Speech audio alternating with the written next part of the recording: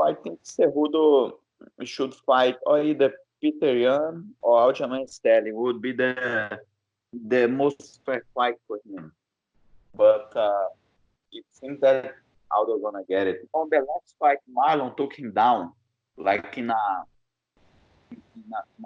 move that requires a lot of force, a lot of power, and that was very surprised by that.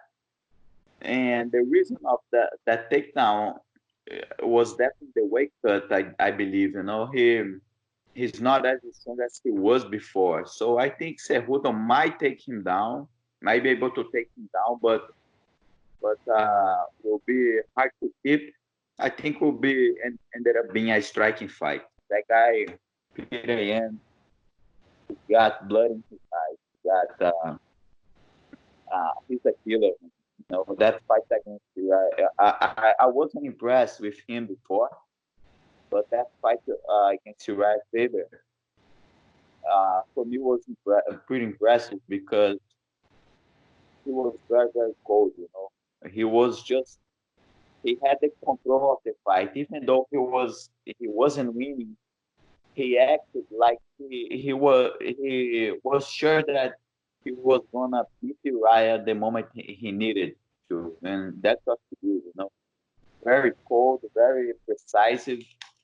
Yeah, very. For me, that fight was very impressive, even though Uriah is no longer in his prime. So I'll fight Enrique Barzola. He used to train at American Top Team as well with me here. He became a friend, uh, but it's business. He moved to another gym, and then he moved the weight class. He went down to 135 to bantamweight. So when we're in the same weight class and we're not in the same gym, there is a huge possibility of fighting. So we're gonna fight, be professional. Kind of the first time to me, to fight with a guy who became a friend. This is a new thing. But this is the sport. We all my friends are fighters, most of my friends.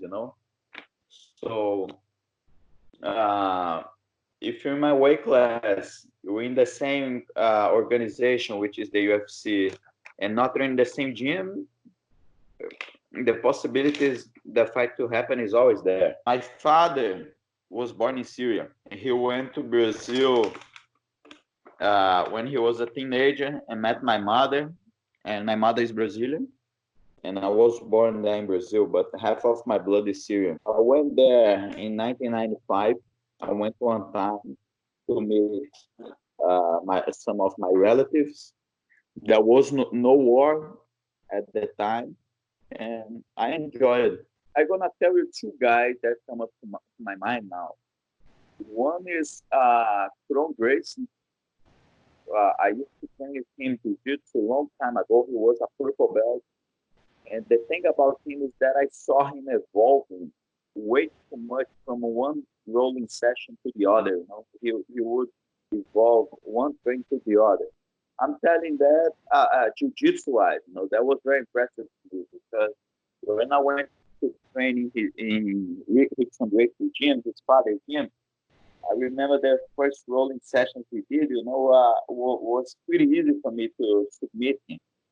And then the second wasn't that easy. The third, and like 6 months later, he was tapping me out. You know, so he evolved way too much. So from one training session to the other. And MMA wise, I can tell you the same thing from he's still a training partner of mine, and was a student of mine at some point. Is Renato Moicano. He's very talented, and he's another guy who evolved a lot from one training session to the other, and he's very complete fighter. He got everything.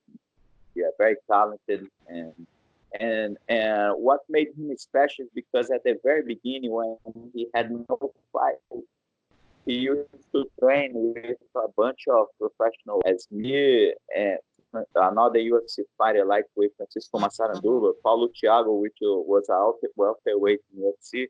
We were all in the same team, and we always used to beat him up a lot, And he was, but he never complained. And the next day, he was always there again to train and spar with us.